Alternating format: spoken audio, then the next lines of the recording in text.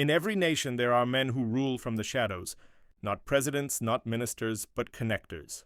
People who know where the power lies and how to use it. In South Africa, one such name whispers through corridors of politics, policing, and fear. His name is Brown Mogotsi. To some, he's a businessman. To others, a dangerous fixer at the heart of corruption and cover-ups. Tonight, we follow the untold story of the man too connected to fall. Brown Mogotsi started small, a local businessman in the Northwest. No one paid much attention until tenders started flowing his way. Whispers grew louder that Mogotsi was more than just a businessman. He was the man who could make things move. He knew the politicians, the police, and the criminals. People said if you needed a favor, a contract, or a case to disappear, you didn't go to a lawyer. You went to Brown. At the Madlanga Commission, investigators uncovered what they called a network of influence. Evidence pointed to Mogotsi's direct contact with senior police officials and cabinet members. Witnesses claimed he had inside access to police documents, sometimes even before investigators themselves. He wasn't a politician, yet he had the power to decide who got investigated and who didn't.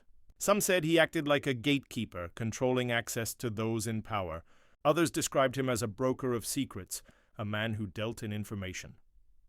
When businessman Vusimuzi Kat Matlala was arrested in a corruption case, one name surfaced repeatedly in investigators' notes: Brown Mogotsi. Witnesses claimed he was the middleman, the bridge between criminals and politicians. He allegedly arranged payments, shared police intel, and warned powerful people before raids. He wasn't just connected.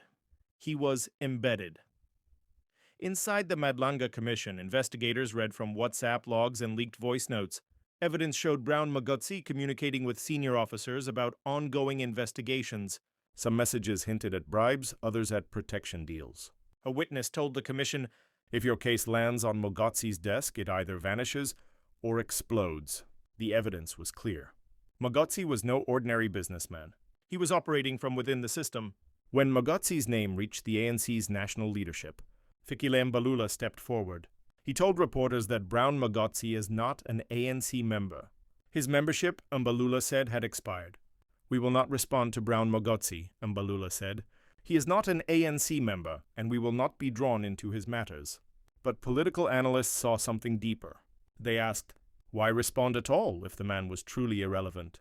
Was this a genuine disavowal or a strategic distancing before the storm hit? Brown Mogotsi, your favorite person. Let me explain Brown Mogotsi. Mogotsi was a member of the ANC. He did not occupy any significant role in the African National ANC except being a member whose membership expired. If it was not because of this process, we wouldn't have known about that character. Let us be honest with you. But Mogotsi is not alone. There are many such characters who have infiltrated the ANC. You can ask yourself, a person who's so low in the ANC, how does he have control and be accused of big things like what we are reading? That tells you a story that the ANC is infiltrated as a party.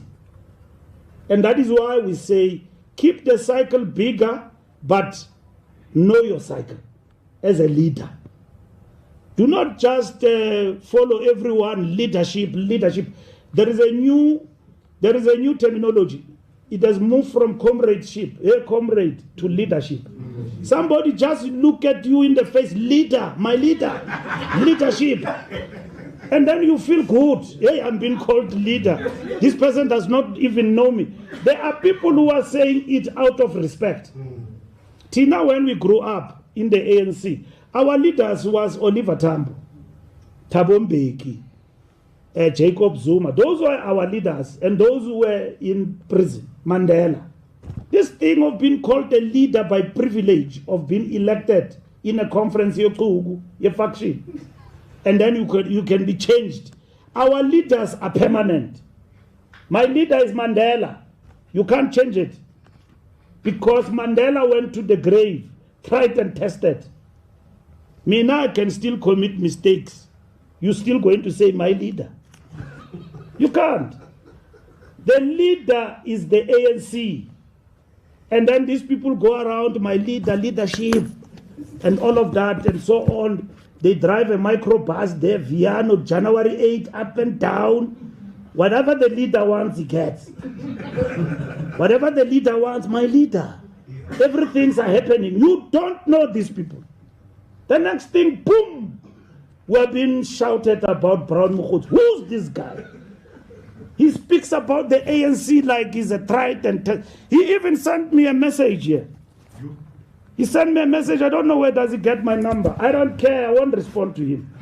He's not a member of the ANC. He's not. To answer your question, Brown Mogotsi is not a member of the ANC. It took me time to go to the records. I went to the branch, even the province. He's not a member of the ANC. Long before the Madlanga Commission, Brown Mogotsi's name floated around in whispers and case files. Old police documents hinted at charges: fraud, intimidation, assault, none of which led to prosecution. Each time the same outcome. No arrest, no conviction, no accountability. People began to believe Mogotsi was more than lucky. He was protected. The story of Brown Mogotsi is bigger than one man. It's about a system where power replaces justice. It's about how criminals survive, not by hiding in darkness, but by standing right next to the light of power. When political loyalty outweighs accountability, when the police leak files to the people they should be arresting, the entire justice system begins to rot. Mogotsi's story is not an exception.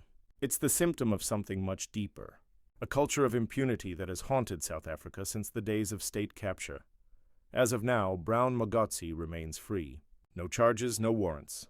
But the Madlanga Commission continues to reveal the unseen. More evidence, more witnesses, more names.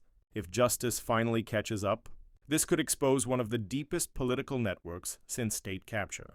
But if the cycle repeats, South Africans will once again learn that the system protects its own Brown Oupa Mogotsi, a businessman, a connector, or a criminal protected by power. You decide. Because in South Africa, truth doesn't always reach the courtroom. Sometimes it stays buried in the corridors of influence. If you believe South Africa deserves better, share this video and let the question echo where silence has ruled too long. If this story hit home, help us hit harder. Subscribe to Skybridge for more investigations that demand answers. Drop a comment, tap super thanks to fuel the next expose. Want to go deeper? Join the channel for just 14 rands per month. Cancel anytime. Your support powers the journalism others won't touch. This isn't just content, it's a call to action. Thanks for watching. I'll catch you on my next upload. Bye.